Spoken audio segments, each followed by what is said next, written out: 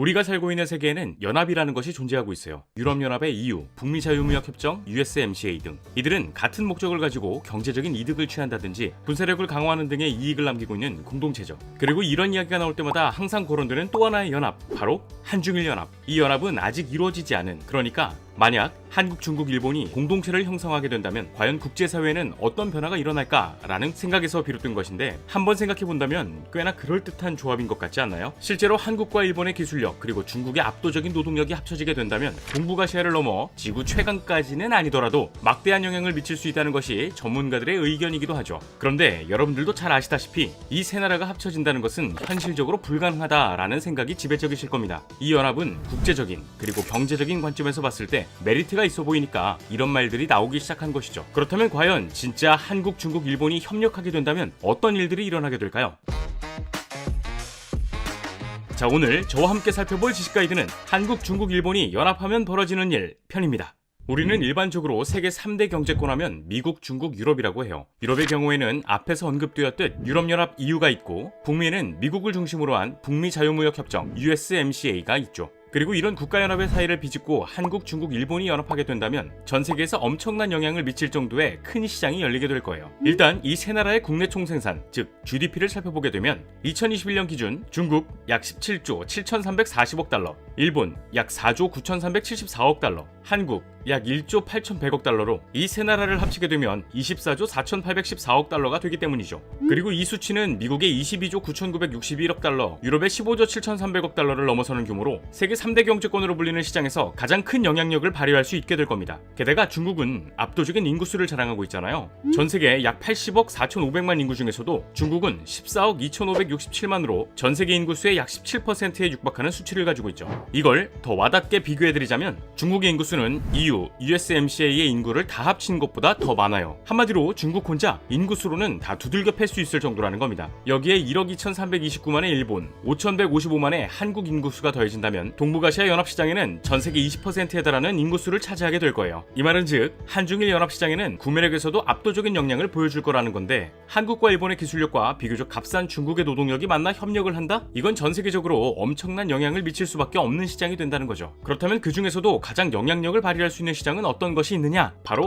반도체. 기본적으로 반도체 제조업체들은 중국, 한국, 일본 그리고 대만에 몰려 있어요. 2022년 3월을 기준으로 반도체를 생산하는 시장의 점유율은 한국이 28%, 일본이 16%, 중국이 12%를 차지하고 있죠. 이 중에서도 한국은 메모리 반도체, 비메모리 반도체를 생산하는 장점이 있고, 일본의 경우에는 반도체 핵심 소재와 장비 분야의 장점을 가지고 있습니다. 또 중국은 현재 반도체 분야에 지속적인 투자를 하면서 반도체 기업을 빠르게 성장시키고 있고요. 아무래도 빅데이터, 인공지능, 사물 인터넷 등 4차 산업혁명의 요소 기술로 인해 메모리 반도체의 중요성이 강조되는 시점이다 보니 한중일이 반도체 시장에 부는 입김이 강해지게 된다면 이 영향을 무시하지 못하겠죠. 게다가 한중일 연합에 무시할 수 없는 부분은 경제력뿐만이 아니었는데요. 전 세계 수많은 국가 중에서도 강대국 하면 빼놓을 수 없는 것, 앞서 살펴보았던 경제와 밀접한 관련이 있는 국방력이 존재하죠. 전 세계에 있는 국가들의 군사력 정도를 조사하는 미국의 글로벌 파이어 파워에 따르면 2023년 기준 부동의 1위 미국, 2위 러시아, 3위 중국, 한국과 일본은 각각 6위와 8위에 랭크됐습니다. 하지만 이 순위는 핵무기와 같은 전력은 제외된 지표이다 보니 정확한 수치의 군사력을 나타내고 있다고 볼 수는 없어요. 그러나 핵무기를 제외한 재래식 전력으로 봤을 때 동북아시아의 강국이라고 불리는 중국, 한국, 일본이 각각 3위와 6위 그리고 8위를 차지하고 있다 보니 이 세 나라가 연합을 하게 된다면 국방력 또한 무시하지 못하는 수준에 이르게 되죠. 먼저 8위에 랭크하고 있는 일본은 2022년에 비해 3단계나 떨어졌지만 지난 2022년 12월 16일 발표한 국가안전 보장 전략에서 반격 능력을 보유하겠다고 선언했습니다. 또 국방비를 GDP 전체의 1% 미만을 사용해왔지만 앞으로 2% 수준에 달하는 비용을 국방비로 지출하겠다고 발표했죠. 실제로 2023년 일본의 국방비는 우리나라보다 약 8조 원 정도가 많은 65조 7천억 원으로 편성되었다고 합니다. 이는 일본 GDP의 1.19%에 달하는 수준이죠. 그 다음으로 우리나라의 경우에는 전 세계 어느 나라와 견주어도 손꼽을 만큼의 화력을 지닌 육군 전력을 보유하고 있는 데다가 2022년 한 해 동안 정조대왕급 이지스 구축함이 조선대에서 웅장함을 드러냈고 KF-21 CJ 2호기에 최초 비행에 성공했습니다. 뿐만 아니라 게다가 잠수함 발사 탄도미사일, 초음속 순항미사일 발사 시험, 고체연료 우주발사체 시험 발사를 진행하기도 하면서 국군의 전력을 계속해서 강화해 가고 있고요.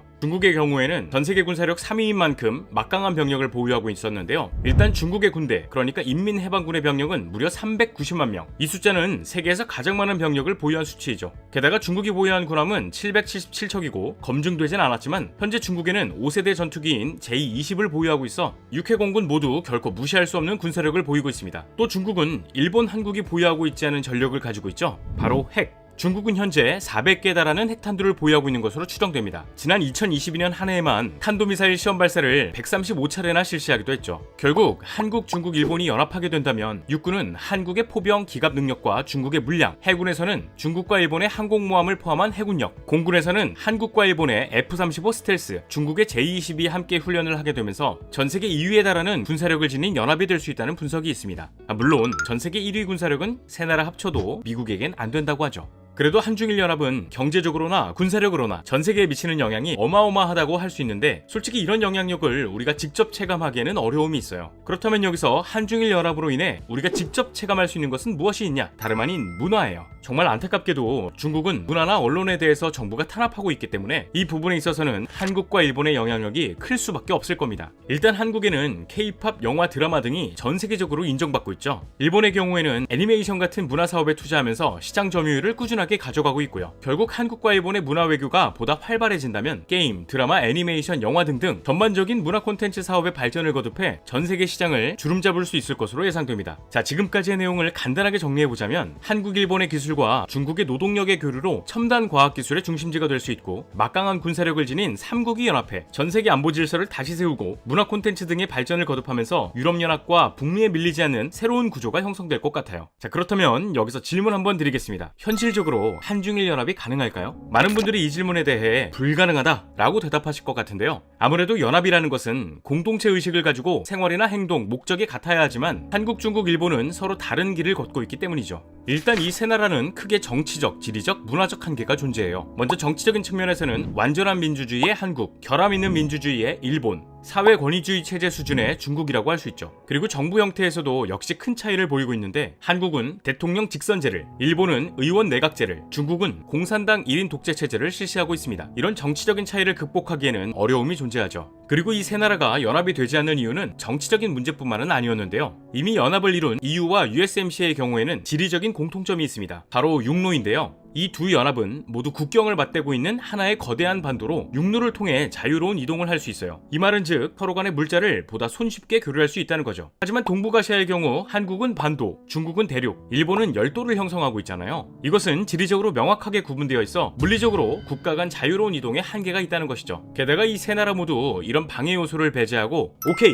한번 해보자 마음 먹고 연합한다고 한들 한국과 중국, 일본 사이에서 힘의 불균형 문제가 대두될 것입니다. 이 중에서도 특히 비교적 국력이 강한 중국의 입김이 강하게 작용할 텐데요. 만약 그렇게 된다면 우리나라와 일본은 외교적인 부분에서 극심한 타격을 입게 되겠죠. 현재 국제사회에서 미국과 중국은 서로를 견제하며 패권을 다투고 있습니다. 이런 상황에서 한국, 중국, 일본이 연합을 하게 된다? 이때부터 동북아시아 연합은 태평양으로 나아가 더 큰 시장을 확보하게 될 거고 미국은 한국과 일본에 주둔하고 있던 미군을 철수한 뒤 본격적인 견제가 시작될 거예요. 이후 미국에게 각종 제재를 받게 되면서 이는 서방 세력인 EU에게까지 영향을 미치게 되겠죠. 결국 미국과 EU 모두에게 제재를 받으면서 동북아시아에는 경제, 군사 등의 제약이 걸릴 수 있을 겁니다. 물론 이 세 나라 모두 운영하고 추구하는 군사 시스템이 다르다는 점도 연합에 큰 차질이 있을 거고요. 이런 상황만 살펴봐도 충분히 연합하기엔 무리가 있구나 싶을 수 있으시겠지만 여기서 가장 결정적인 문제는 따로 있었는데요. 여러분들도 많이 느끼시겠지만 의식 차이에 문제가 있습니다. 한국, 중국, 일본 모두 우리의 역사 속에서 얽히고 설켜 있는 관계라는 것은 다 알고 계실 거예요. 하지만 과거에 전쟁을 하고 식민 통치를 하고 이 땅은 내 땅이다를 주장하면서 교과서에 실린 내용도 다 다른 것을 보면 물과 기름같이 섞일 수 없는 논쟁을 이어가고 있죠. 지금과 같은 상황은 공동체 창설에 명확한 도화선이 없다는 거고 서로를 평화적인 시선에서 바라보고 있지 않다는 것과 같은 맥락이에요. 쉽게 말해 동북아시아 연합이 필요하다라는 의식이 존재하지 않다는 거죠. 현재 이 세 나라 모두 연합이 된다면 보다 강한 힘을 세계에 발휘할 수 있다는 것은 다 알고 있지만